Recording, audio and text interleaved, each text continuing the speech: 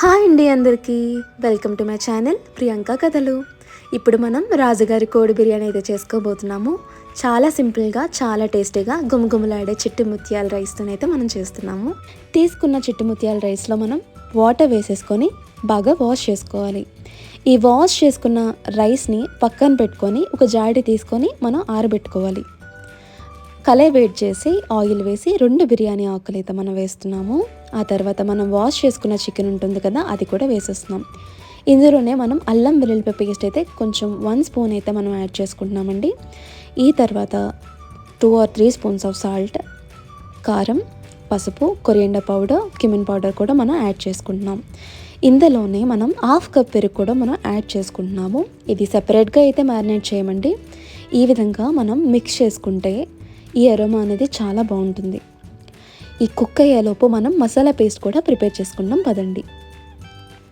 మసాలా పేస్ట్కి కావాల్సిన ఇంగ్రీడియంట్స్ యాలకులు, సాజీరా, లవంగాలు, చెక్క, పువ్వు, జాపత్రి అన్నీ యాడ్ చేసుకుంటామండి. చాలా ఇంపార్టెంట్, ప్రతి ఐటెం చాలా ఇంపార్టెంట్. సాజీరా కూడా మీరు వేయాలి, జాపత్రి కూడా మనకి స్పైసీనెస్ అనేస్తుంది. ఈ పేస్ట్ అనేది ఈ డిష్కి చాలా స్పెషల్ అండి. మనం పట్టు తీసిన వెల్లుల్లిపాయలు, అల్లం యాడ్ చేసుకోవాలి. ఇందులోనే మనం కొత్తిమీర, పుదీనా కూడా మనం ఇందులోనే యాడ్ చేసేసుకుంటాము. సాంబార్ ఆనియన్స్ ఉంటాయి కదండి చిన్నవి, అవి కూడా మనం యాడ్ చేసేసుకుంటున్నాము. ఈ మిక్చర్ అనేది మనం పక్కన పెడతాము. ఈ 2 స్పూన్స్ అయితే మనం ఈ చికెన్ కుక్ చేస్తున్నాం కదా 70%, అందులో యాడ్ చేసుకుంటాము. ఇది టమాటా ప్యూరీ అనేది 2 టమాటోస్ అయితే సరిపోతుంది. ఈ టమాటా ప్యూరీ యాడ్ చేసిన తర్వాత మనం చేసుకున్న మసాలా పేస్ట్ని ఇందులో 2 స్పూన్స్ అయితే మనం యాడ్ చేస్తాము. ఆ తర్వాత వేడి చేసుకొని ఒక కళాయిలో నెయ్యి 3 to 4 స్పూన్స్ వేసి ఆయిల్ కూడా వేసి సాంబార్ ఆనియన్స్ కూడా మనం యాడ్ చేసుకొని వేయించుకోవాలి.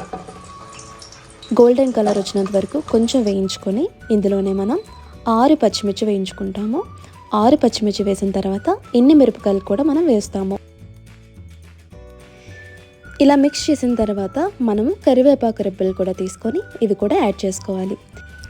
ఇప్పుడు మనం ముందుగా ఆరబెట్టుకున్న బియ్యం అయితే తీసుకోవాలండి. ఈ బియ్యాన్ని ఈ చిట్టి ముత్యాల రైస్ మనం ఈ వేయించుకున్న మనం తాలింపులో మనం వేసుకుంటాము. చూసారు కదండి రైస్ ఎంత పొడిగా ఉందో.